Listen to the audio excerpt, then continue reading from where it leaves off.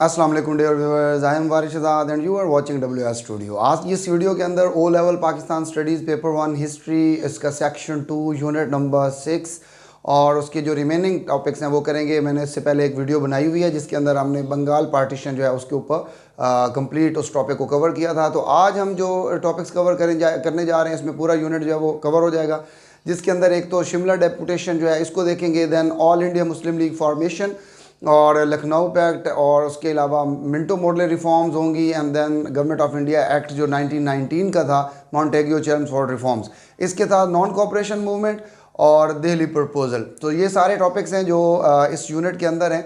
तो one by one हम देखेंगे। सबसे पहली चीज़ जो है वो है शिमला डेपुटेशन 1906। इसके जो मेन ऑब्जेक्टिव्स हैं उसकी तरफ जाने से पहले इसमें दो तरह के क्वेश्चन आ सकते हैं। नंबर 1 तो ये आ सकता है कि इसकी रीज़न डिस्क्राइब करें 7 मार्क्स में। देन 7 मार्क्स का एक और क्वेश्चन इसके ऊपर आ सकता है, वो है इसकी इंपॉर्टेंस क्या है। और 4 मार्क्स में ये है कि इसको डिस्क्राइब करें कि व्हाट वाज शिमला डेपुटेशन। तो हम सबसे पहले चीज़ जो डिस्कस करेंगे वो शिमला डेपुटेशन को डिस्क्राइब करेंगे कि ये था क्या। बेसिकली नई गवर्नमेंट जो है वो इंट्रोड्यूस हो चुकी थी यहाँ पर। लिबरल गवर्नमेंट जो है वो इंडिया के अंदर आ चुकी थी। तो लिबरल गवर्नमेंट जो है वो बहुत सारी चीज़ें, वो बहुत सारे चेंजेस जो है वो करना चाह रही थी। इस चीज़ का जो है इंडियन मुस्लिम जो है उनको पता चला। इंडियन मुस्लिम जो है उनको जो मेन कंसर्न था वो ये था कि लिबरल गवर्नमेंट की एक अनाउंसमेंट हुई है और उस अनाउंसमेंट के अंदर वो ये कहना चाह रही है कि हम ज़्यादा से ज़्यादा लोकल इंडियंस जो है उनकी रिप्रेजेंटेशन देंगे। तो लोकल रिप्रेजेंटेशन अगर इंक्रीज़ करेंगे तो इसमें जो बड़ा फेयर था मुसलमानों का वो ये था कि अगर नंबर इंक्रीज़ होते हैं तो हमारे पास तो इतने ज़्यादा रिप्रेजेंटेटिव ही नहीं है और हमारा तो वोट ही काउंट नहीं होता, तो हम हार्डली कोई 1 सीट जो है उसको गेट कर सकेंगे।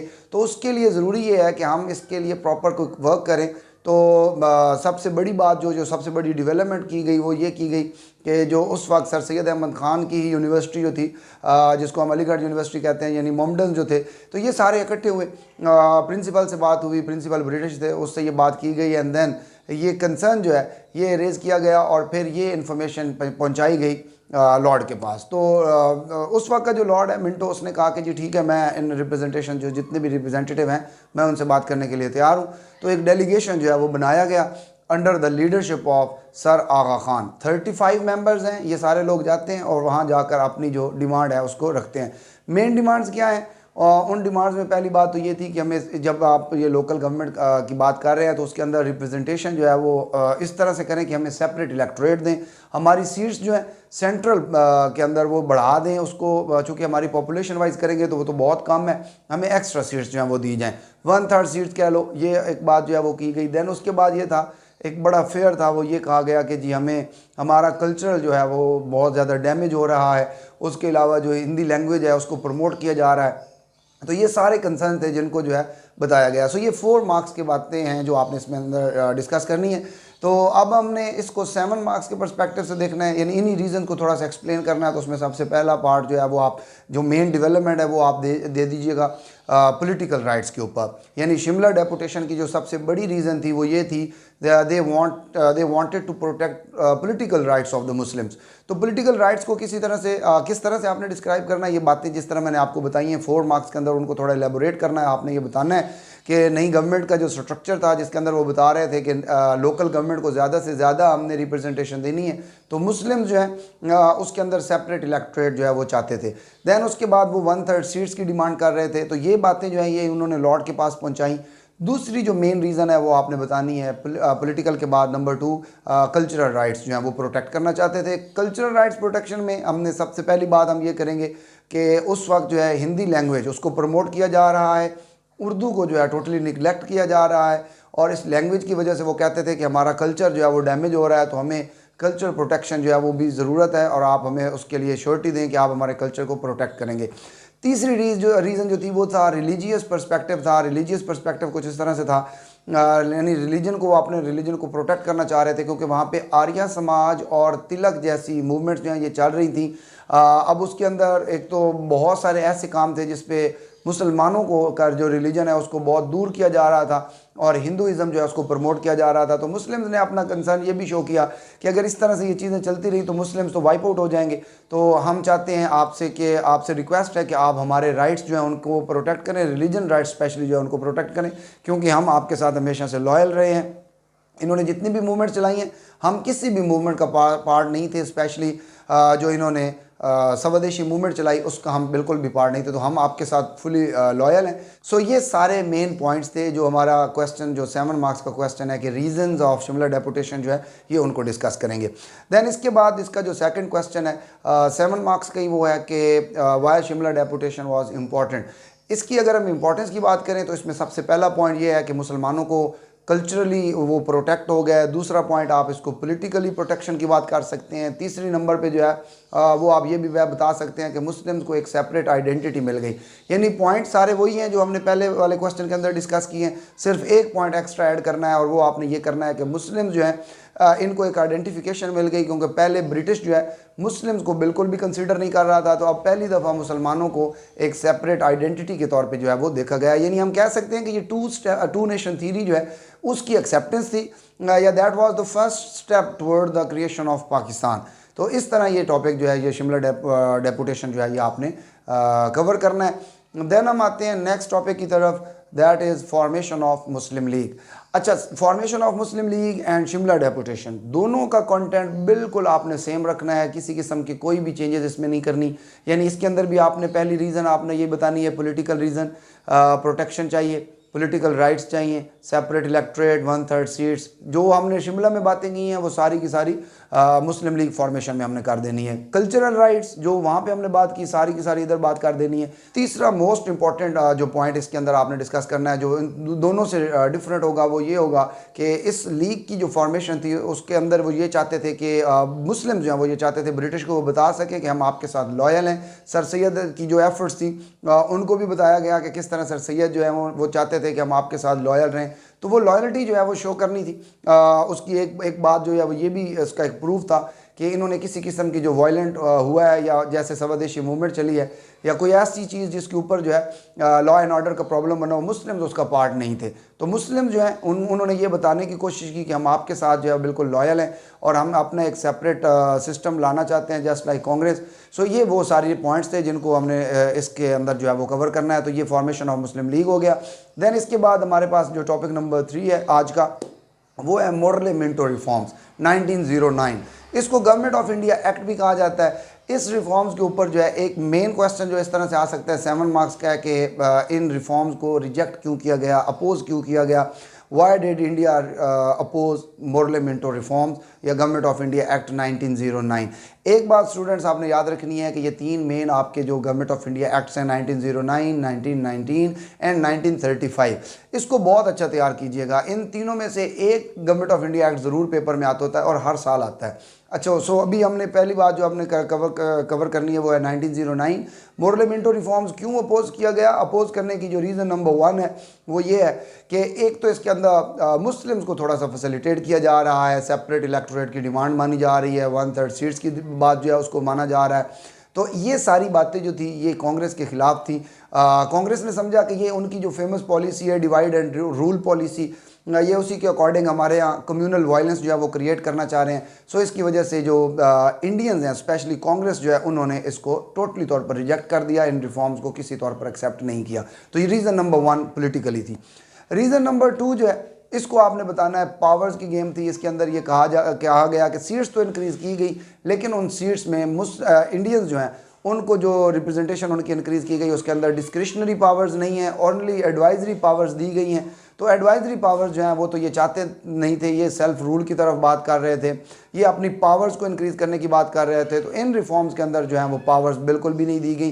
सो ये सेकंड रीज़न बनी इनको अपोज करने की। थर्ड और मेन रीज़न ये है कि कांग्रेस जो है वो एक्सपेक्ट कर रहा था कि जब मिंटो मोरले रिफॉर्म्स जो है वो इंट्रोड्यूस होंगी तो इन रिफॉर्म्स के अंदर सबसे बड़ी जो हमारी डिमांड है वो एक्सेप्ट कर ली जाएगी और वो ये होगी कि ये लोग रिवर्स कर देंगे पार्टीशन ऑफ बंगाल को। लेकिन इन रिफॉर्म्स के अंदर किसी किस्म की कोई ऐसी अनाउंसमेंट नहीं हुई जिसकी वजह से कांग्रेस ने इन रिफॉर्म्स को रिजेक्ट कर दिया। तो ये 3 मेन रीज़न थी जिसकी वजह से इसको अपोज किया गया। बाकी इसके अंदर जो इसकी मेन फीचर्स हैं वो स्क्रीन पे आप साथ देख भी सकते हैं और इसका बैकग्राउंड जो है उसका रिव्यू जो है वो आप ले सकते हैं। अच्छा, इसके बाद आपका जो नेक्स्ट क्वेश्चन है वो आएगा लखनऊ पैक्ट 1916 का ये ईयर है जिसके अंदर ये हुआ।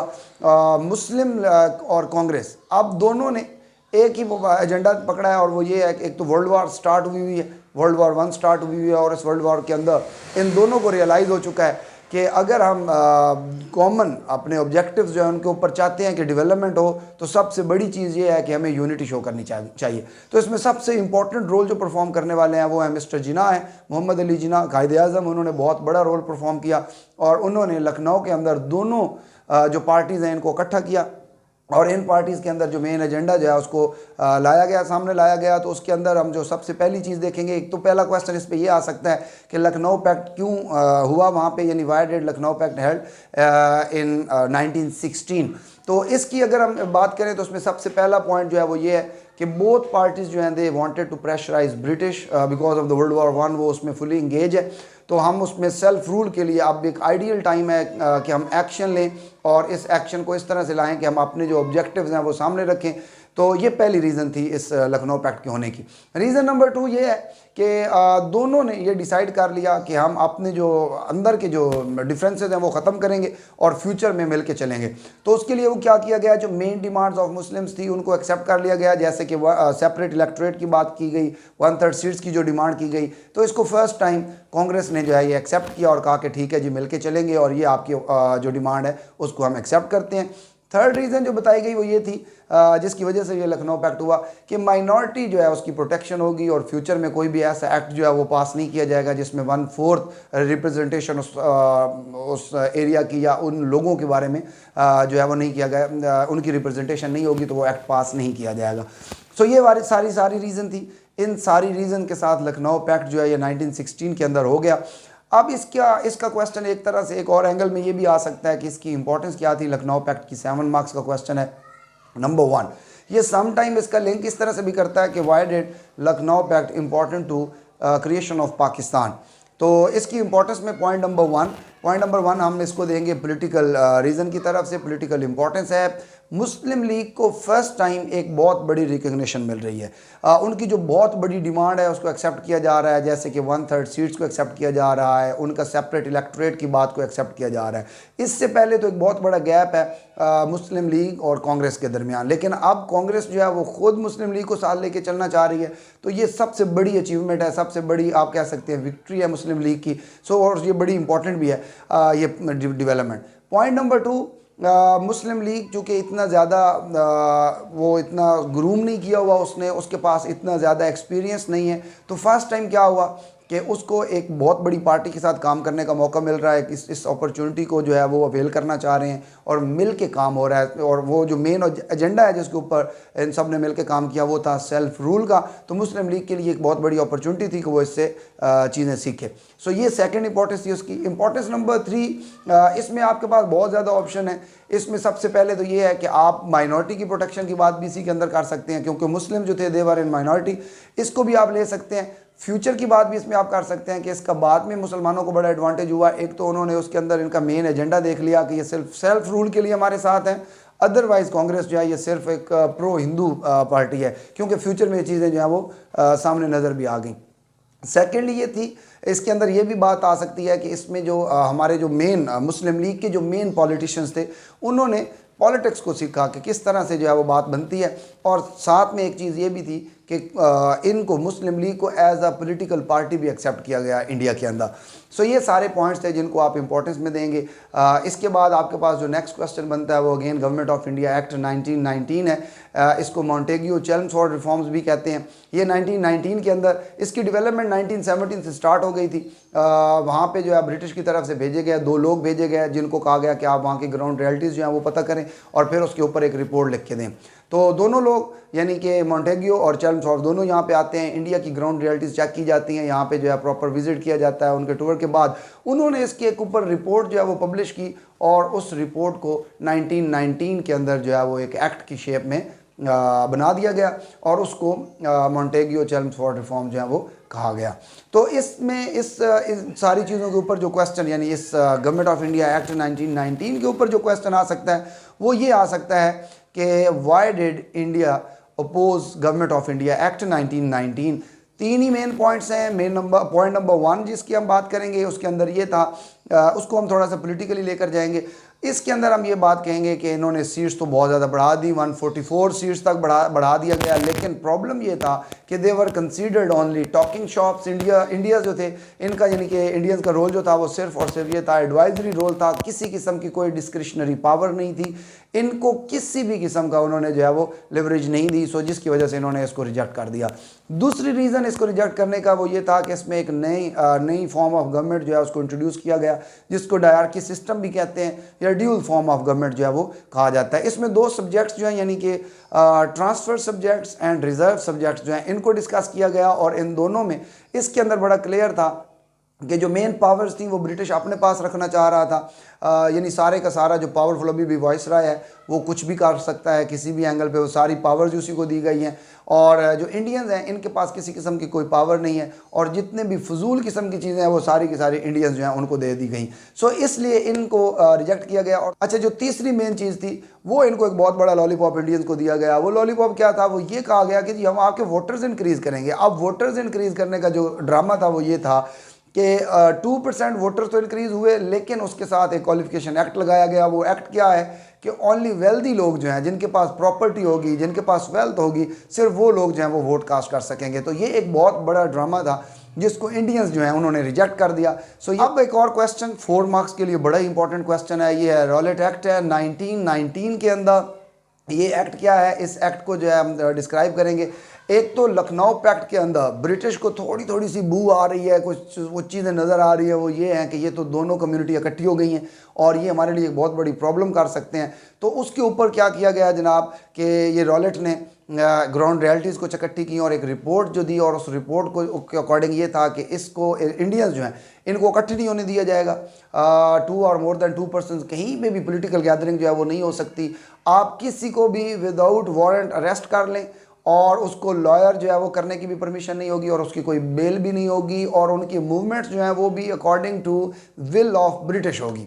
तो ये सारी चीज़ें जो थी ये लाई गई, और इसको जो है एक तरह का ब्लैक लॉ कहा गया, स्पेशली मिस्टर जिना की तरफ से। तो उन्होंने तो इसको प्रोटेस्ट करते हुए अपनी जो सीट थी उनके पास लेजिस्लेटिव काउंसिल की, उस पर उन्होंने रिज़ाइन कर दिया, और इस एक्ट को जो है वो कह दिया कि ये एक ब्लैक लॉ है, ये रॉलेट एक्ट नहीं है, ये ब्लैक लॉ है। सो उन्होंने इसको अपनी सीट से रिज़ाइन कर दिया। और भी कांग्रेस की तरफ से भी इसको टोटली तौर पे रिजेक्ट किया गया। बहुत सारे लोगों ने इसके ऊपर जो है वो मूवमेंट्स चलाई, स्पेशली गांधी, उन्होंने हड़ताल स्टार्ट कर दी। सो इस एक्ट को किसी तरह से एक्सेप्ट नहीं किया गया। नेक्स्ट क्वेश्चन इस यूनिट का जो बहुत ही इंपॉर्टेंट है, that is Amritsar massacre, Jallianwala Bagh. इसमें क्या हुआ, जो पंजाब का गवर्नर है वो ये सारी चीज़ें बहुत ज़्यादा ऑब्जर्व कर रहा था। तो उसने क्या किया कि उसने इस रॉलेट एक्ट को जो है जब इस पे इम्प्लीमेंटेशन करवाई, तो इस पे उसको लगा कि बहुत सारे लोग जो हैं ये इसके ऊपर प्रोटेस्ट कर रहे हैं। स्पेशली क्या हुआ अमृतसर के साथ, यानी जो जलियांवाला बाग है वहाँ पर क्या हुआ, मुस्लिम्स, सिख एंड हिंदूज़ जो हैं सारी कम्युनिटी इकट्ठी है। तो जनरल डायर को लाया गया। स्पेशली जनरल डायर ने क्या किया, ये 2 व्हीकल्स के साथ आता है, सोल्जर्स भी इसके पास हैं, और ये 15 मिनट्स कंजेक्टिवली जो है ये वहाँ पे ओपन फायर करवाता रहता है। स्ट्रेट फायर किए गए, और इन फायर्स का जो रिज़ल्ट है वो ये निकला कि 1200 लोग जो हैं वो इंजर्ड हुए, एंड 400 जो हैं इनकी कैजुअलिटीज़ हो जाती हैं। ये लोग मारे जाते हैं और इनको कोई रास्ता भी नहीं मिला।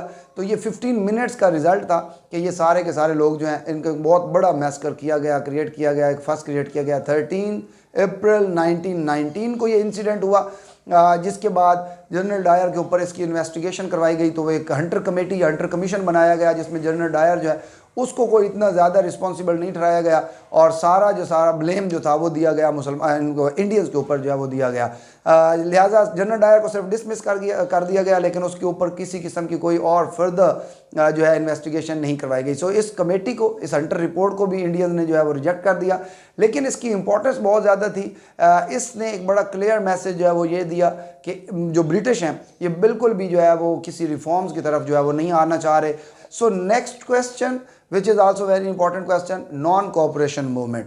गांधी ने नॉन कॉपरेशन मूवमेंट जो स्टार्ट की, इसकी जो पीछे मेन रीजन थी वही रॉलेट एक्ट है, उसके बाद जो है ये अमृतसर मैस्कर जो हुआ वो, एंड देन ये जो government of India act 1919 introduce करवाया गया। तो इसके ऊपर जो है गांधी प्रोटेस्ट करना शुरू कर दिया। लॉयर्स को कहा कि जी वो रिज़ाइन कर दें। उस तरह से इंग्लिश जो पढ़ाने वाले लोग थे, यानी जो स्कूल कॉलेजेस हैं वहाँ टीचर्स ने प्रोटेस्ट स्टार्ट कर दिया, उन्होंने रिज़ाइन कर दिया। ब्रिटिश की प्रोडक्ट्स जो हैं उनको टोटली तौर पर जो है उसको आप कह सकते हैं कि प्रोटेस्ट किया गया और उसका कंप्लीटली बाइकआउट किया गया। और इस सारी मूवमेंट का नाम जो है वो दिया गया नॉन कोऑपरेशन मूवमेंट। 4 मार्क्स के लिए बहुत ही इंपॉर्टेंट है। इस यूनिट का लास्ट क्वेश्चन जिसको इग्नोर नहीं करना, बहुत अच्छी तरह से तैयार करना है, that is Delhi proposal 1927। Delhi proposal क्या है? मिस्टर जिन्ना, मोहम्मद अली जिन्ना क्या करते हैं कि सारे लोगों को इकट्ठा करके, मुस्लिम्स को स्पेशली इकट्ठा करके उस पर एक मेन एजेंडा फ्यूचर जो कॉन्स्टिट्यूशन है ऑफ इंडिया उसके ऊपर बात करना चाह रहे थे। और उसके ऊपर उन्होंने कुछ रिकमेंडेशंस दी। उसमें सबसे पहली बात जो उन्होंने कही, जो पहला प्रपोजल उन्होंने दिया वो ये था कि Sindh should be separate from the Bombay, यानी इसको एक सेपरेट प्रोविंस बना दिया जाए और इसको जो है वो ऑटोनॉमी दी जाए। दूसरे नंबर पे उन्होंने ये कहा कि पंजाब और बंगाल जो हैं इनके अंदर एक्स्ट्रा सीट्स मुसलमानों को मिले और सेंट्रल जो काउंसिल है उसके अंदर मुसलमानों की सीट्स जो है उनको इंक्रीज़ किया जाए। तो ये 3 मेन पॉइंट्स हैं, ये 3 मेन एजेंडा है जो है ये मिस्टर जिन्ना ने सामने रखा। और साथ में चौथा पॉइंट ये बताया कि अगर ये हमारी सारी बातें मान ली जाती हैं तो हम अपनी जो सेपरेट इलेक्टोरेट की डिमांड है मुस्लिम लीग की, हम उससे स्टेप डाउन हो जाएंगे, हम उसमें किसी किस्म की और बात जो है वो नहीं करेंगे। तो दिल्ली प्रपोजल को पहले तो एक्सेप्ट किया गया लेकिन बाद में जो है इसको रिजेक्ट कर दिया गया। 4 मार्क्स के लिए ये भी बहुत ज़्यादा इंपॉर्टेंट है। सेक्शन 2 में यूनिट 6 इस पर एक क्वेश्चन तो कंफर्म होता है कि ये लाजमी आता होता है। तो इसके लिए आप क्या करें, टाइमलाइन बनाएं। टाइमलाइन के अंदर 1905 से 1927 तक की ये जो बातें मैंने आपके साथ शेयर की हैं इनको अच्छी तरह से तैयार करें। स्पेशली इसमें government of India act, Bengal की पार्टीशन और उसके अलावा ये जो शिमला डेपुटेशन है इसकी यानी ऑब्जेक्टिव्स क्या थे, मुस्लिम लीग की फॉर्मेशन क्यों हुई, रॉलेट एक्ट क्या था और अमृतसर मैस्कर क्या था। तो इसको अच्छी तरह से तैयार करें और इंशाअल्लाह इससे क्वेश्चन जो है ये आपके पेपर में ज़रूर कवर हो जाएगा। तो इजाज़त दीजिए, अब नेक्स्ट वीडियो में मिलेंगे जिसके अंदर हम यूनिट नंबर 7 खिलाफत मूवमेंट जो है उसको डिस्कस करेंगे। तब तक के लिए अल्लाह हाफिज़।